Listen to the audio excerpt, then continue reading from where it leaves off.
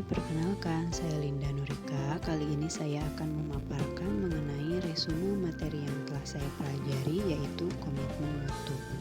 Komitmen ialah janji yang dibuat oleh individu atau kelompok. Sedangkan mutu sangat erat kaitannya dengan persepsi, standar, dan juga ciri khas dari suatu produk. Maka dari kedua pengertian di atas dapat disimpulkan bahwa komitmen mutu adalah suatu tindakan untuk mempertahankan nilai. Konsepsi dasar dari komitmen mutu ada efektivitas, efisiensi, inovasi, dan juga mutu. Efektivitas adalah ketercapaian target yang telah direncanakan baik dari jumlah maupun mutu hasil. Sedangkan efisiensi lebih berdasarkan pada sumber daya seperti biaya, waktu, tenaga, dan pikiran yang dihabiskan untuk menyelesaikan suatu kegiatan. Kemudian, inovasi biasanya muncul karena adanya dorongan kebutuhan organisasi atau perusahaan untuk beradaptasi dengan tuntutan perubahan yang terjadi di sekitarnya. Kemudian, mutu yaitu standar yang menjadi dasar untuk mengukur capaian hasil kerja. Mutu ada dalam persepsi orang secara individual yang diukur dari tingkat kepuasan masing-masing terhadap produk atau jasa yang diterimanya. Oleh karena itu, tidaklah mengherankan jika terhadap produk atau jasa yang sama akan memiliki tingkatan mutu yang berbeda bagi para pelanggan.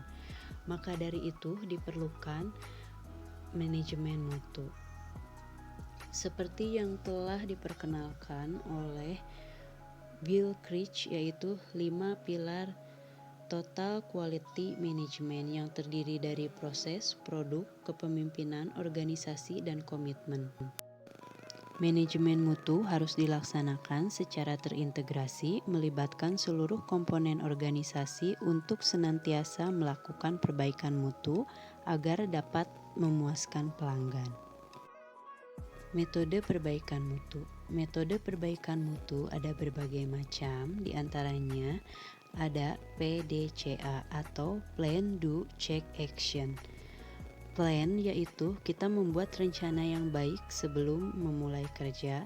Lalu do adalah melaksanakan pekerjaan atau tindakan sesuai dengan rencana yang telah disusun. Check adalah memeriksa hasil pekerjaan apakah telah sesuai dengan rencana. Lalu action, ambil tindakan koreksi atau perbaikan atas penyimpangan yang ada dan menyusun rencana baru. Metode perbaikan mutu yang selanjutnya ada diagram sebab akibat atau yang kita kenal dengan nama fishbone atau juga yang kita kenal dengan pohon masalah. Dengan diagram sebab akibat ini kita dapat mengidentifikasi sumber masalah, di antaranya dari manusia, lingkungan, metode, material, ataupun ukuran. Nilai dasar orientasi mutu. Yang pertama yaitu komitmen pada kepuasan customer, biasanya dalam bentuk slogan-slogan yang diberikan. Kemudian yang kedua, cepat, tepat, dan ramah. Kenyamanan dan kepuasan bagi masyarakat yang dilayani. Yang ketiga, melayani dengan hati, melayani tanpa cacat dan juga tanpa kesalahan. Yang keempat, melindungi dan mengayomi. Pada poin ini, pemberian pelayanan harus dapat memberikan perlindungan kepada publik. Dan poin yang terakhir yaitu perbaikan berkelanjutan. Implementasi mutu dalam layanan publik. Aparatur sipil negara atau ASN sebagai pelayan publik seperti tertuang dalam Undang-Undang Nomor 5 Tahun 2014 tentang ASN Pasal 10.